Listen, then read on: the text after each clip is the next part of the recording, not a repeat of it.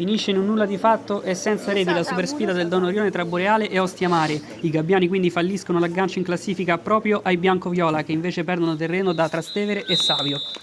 La gara a due facce vede dominare nel primo tempo i Lidensi, con i padroni di casa che invece escono alla distanza giocando una grande ripresa. Il primo squillo è appunto degli ospiti. Cattani mette una palla telecomandata in area di rigore dove svetta Sesto. L'impatto non è dei migliori e la palla esce centrale senza impegnare Caselli.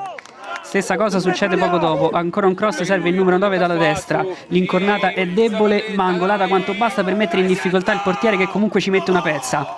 Sesto è il pericolo pubblico numero 1, la super giocata di Iachizzi lo mette davanti alla porta ma Caselli in uscita disperata cancella tutto mantenendo in piedi i suoi. Dopo Sesto è Bacchiaca a mettersi in proprio per provare a sbloccare la gara, giocata da illusionista dal limite e poi calcio in porta che però non trova lo specchio.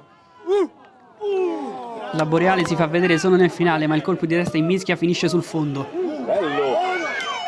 Nella ripresa è tutta un'altra musica, l'ingresso di Tagliaferri e Papa cambia il volto dei locali. Il primo mette subito le cose in chiaro involandosi sulla fascia sinistra, resiste alla carica del difensore e è arrivato in area, tira in porta.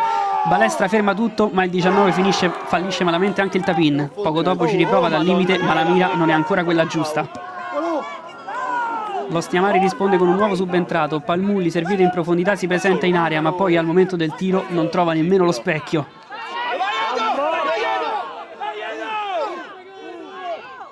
Tagliaferri veste i panni dell'Astisman servendo con una palla fantascientifica Papa davanti al portiere, il 20 però si divora tutto passandola praticamente all'estremo difensore. Nel finale l'Ostiamare ad andare ad un passo dal pareggio, la punizione da metà campo genera una bagarre paurosa in area di rigore, il tiro di Babusci viene deviato e diventa buono per Palmulli che ad un passo dalla porta viene fermato dal super salvataggio di Capitan Strango che salva tutto, pari giusto quindi che però non serve a nessuno.